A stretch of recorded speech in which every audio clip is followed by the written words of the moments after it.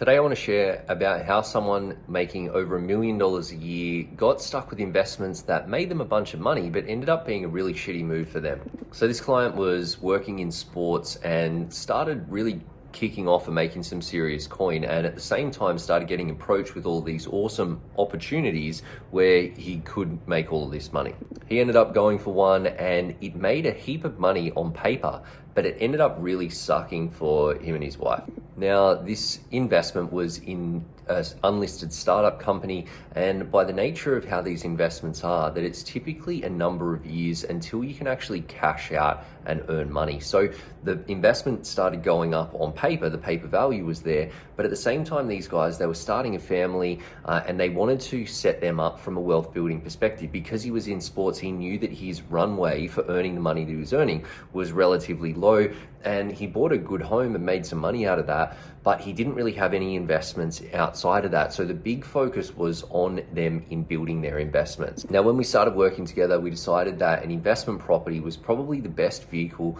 for them to really crank up their wealth building, because they were going to use the power of leverage to actually get ahead using the bank's money, combining with their own money, getting a bigger asset that could then grow for them into the future. But for these guys, because they had all of this money tied up in this unlisted startup investment that they couldn't cash out of, it meant that they had to actually spend less on their investment property and compromise a little bit on that property purchase. Now,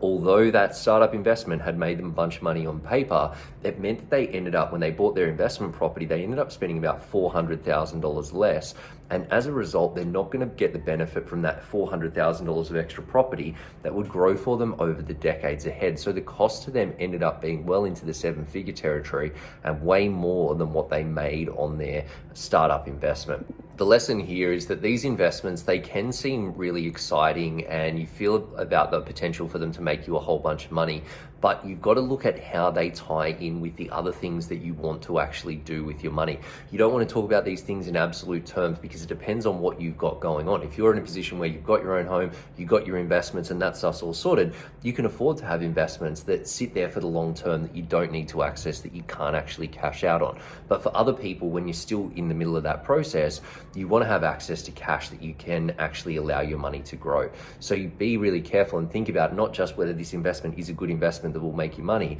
but how well does it fit in with the other things that you want to actually do. That way you make the best decision, you avoid the mistakes, and you make the maximum money from the moves that you make.